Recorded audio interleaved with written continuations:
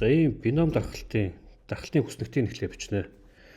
За энэ юу гэсэн үг гэхээр ямар нэгэн туршилтыг явуулахад нэг удаа явуулахад бэлэх магадлал нь 6-1 гэсэн үг. Урталт нь байгаа 4 гэдэг тоо болохоор уг туршилтыг 4 удаа явуулнаа гэдгийг илэрхийлж байгаа. 4 удаа явуулна. За тэгээд дархлалтын хүснэгтээ бичихын тулд x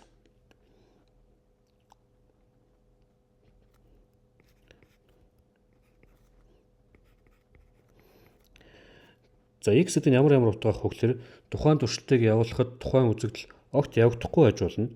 1 удаа явагдаж болно, 2 удаа явагдаж болно, 3 удаа явагдаж болно, 4 удаа явагдаж болно. Замдаж 4 удаа туршилт хийж байгаа учраас 5 гэж байхгүй. Тэгэхээр x нь бол тгээс 4 хүртэлх утгал авах боломжтой. За тгийн доотлолт харгалзах магадлалыг бичнэ. Одоо жишээлбэл энд энэ юуг илэрхийлэх вэ гэхээр тухайн туршилтыг 4 удаа явуулахад нэг ч удаа тэр тухайн үзэгдэл нь явагдаагүй л гэсэн үг. За энэ бол Бернулийн томьёо ёсоор. За Бернулийн томьёо гэдэг нь тухайн туршилтыг n удаа явуулахад яг k доод нь явагдсан байх магадлал байдаг.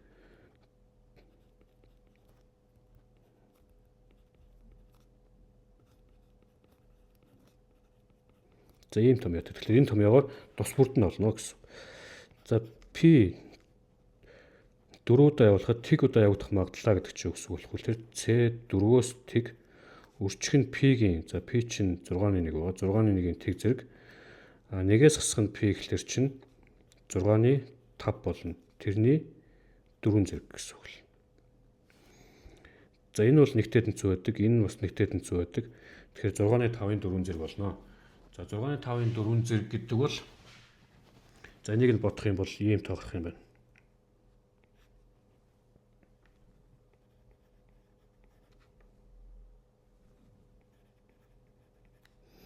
За энэ тоогоо бид энд бичнэ.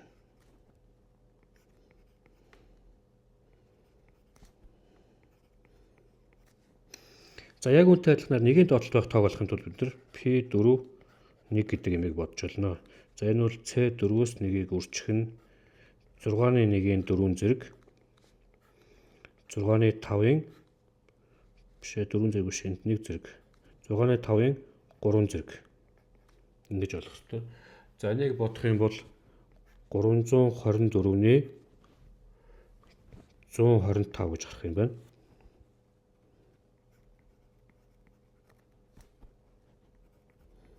За гэх мэтлээ энэний доотлолт таамагыг энэ томьёогоор бодож олно. Дархлалтын хүснэгтийг бичих гэж байгаа тохиолдолд. За тэгээ одоо жишээлх юм бол энэ утгыг олно гэдэг бол яг энд байгаа тоог нь олоо гэсэн үг юм байна. Хэрвээ ингэсэн байх юм бол x нь тгээс 4 орно. За тгээс 4 орно гэхэлэр чинь энд байгаа бүх утгуудын бүх магадлалуудын нийлбэр болно. За дархлалтын хүснэгтээ сайн мэддэг хүмүүс бол эднэрийн бүгднгийнх нь нийлбэр 1 гэдгийг шууд хэлж чадна. Ингээд чинь. Хэрвээ энэ 4-ийн тооны оронд 3 гэж байх юм бол за энд нь 3, энд нь 1 гэж байх юм бол 1-ээс 3 хүртэлх тоомын нийлбэрийг болно. Эднэрийн нийлбэрийг болно гэсэн үг. За эцэст нь уг дархлалтын математик дундчийг олгоно. За бином дархлалтын хувьд бол математик дунд чинь маш амархан олддог. За математик дундчийг нь x гэж тэмдэглэх юм бол түүний математик дунд чинь n-ийг өрчих нь p байдаг. Өөрөөр хэлэх юм бол n нь байна, p нь байна. Энэ хоёрыг үржүүлэл болоо. 4-ийг өрчих нь 6-1 буюу за хураагдаад 3-2 гарах юм байна. Дисперсэн ч гэсэндээ маш амархан олддог. Бином дархлалтын дисперс нь яаж олдог гэхээр n-ийг өрчих нь p өрчих нь q гэж болно.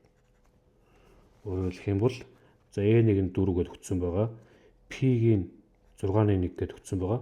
Q гэдэг нь болохоор мэдээж P-ийг эсрэг үйл буюу 1-ээс хасах нь 6-1.